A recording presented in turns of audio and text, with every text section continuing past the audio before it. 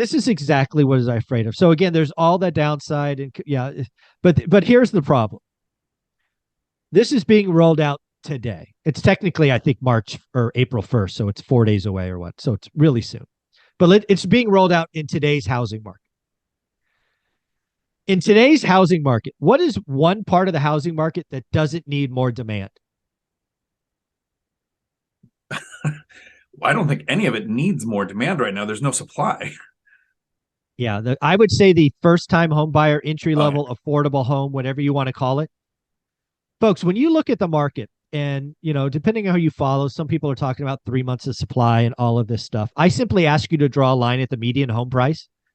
Folks like Lance Lambert from Fortune, Logan from Housing Wire, um, Sacramento Appraiser. I'm skipping his name at the moment. It is Ryan Lundquist. They've all done this after we've communicated. And if you're under the median, you're at a month or less supply in every market I've looked at. If you are above the median, it's closer to 3 months. There's not one market, even in a market.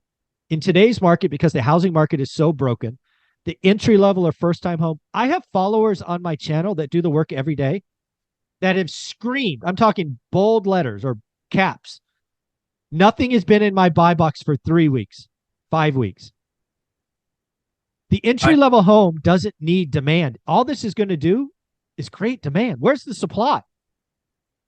Right. I had Matt, the lumberjack landlord, on my members only live stream the other day to review his, in his buy box, what there is available. And there were 6 properties that he's been looking at for months. The same 6. The same 6, right? And so, I mean, 2 things. I totally get the idea of wanting to encourage and assist first-time home buyers. I mean, the I love it. statistics It's play awesome. out that it's so much better. The economic information is out there. If you retire at the normal age of 65, whatever that is for most people, and you were a homeowner, your average net worth is $221,000, and if you're a renter, your average net worth is $6,800. So it's like a huge reason to want to help people do this. And programs come out like this because the average person thinks that we want to fight the hedge fund investors, fight the investors, and we want to help the first-time homebuyer by increasing demand like this, completely ignoring the fact that the largest group of homebuyers for the last 2 years has been millennials. Mm-hmm. They were 37% 2 years ago, and then last year they represented 43%.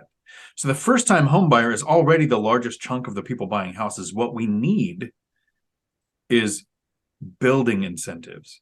Mm-hmm. You had the lady from Canada on the other day that was talking about how she's building, because it makes more sense.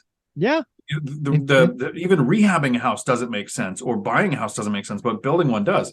So we need regulations, permitting strategies, and she was talking, their process to get started before you move a teaspoon of dirt was $50,000 in permitting fees. That's Like, crazy. that's the barrier to people getting started in building. If we can find a way, because the saying is, everyone says this, and I always kind of disagree. I take that contrarian view that Matt would call me out on. Everyone says, buy real estate. They're not making any more of it. Well, they might not be making any more dirt, but take an air flight, an airplane trip across the U.S., and you look out the window and you see how much vacant land there is. Mm-hmm. And some cities are trying to build up too much instead of out. But if we can get more builds, more homes built, I think that is the better solution to housing than saying, first, every November, let's raise how much you can buy with FHA. Let's lower the debt to income ratio requirement. Let's lower the credit score requirement. Let's make it easier to get into home ownership to where you don't even have to save a down payment. So the person who can't save a down payment, that needs the Dream for All loan, is going to magically have money to replace a water heater, fix a foundation issue, replace the roof, cycle through all their windows. I mean, all of the things it takes to own a house, because this looks better than renting. Yeah.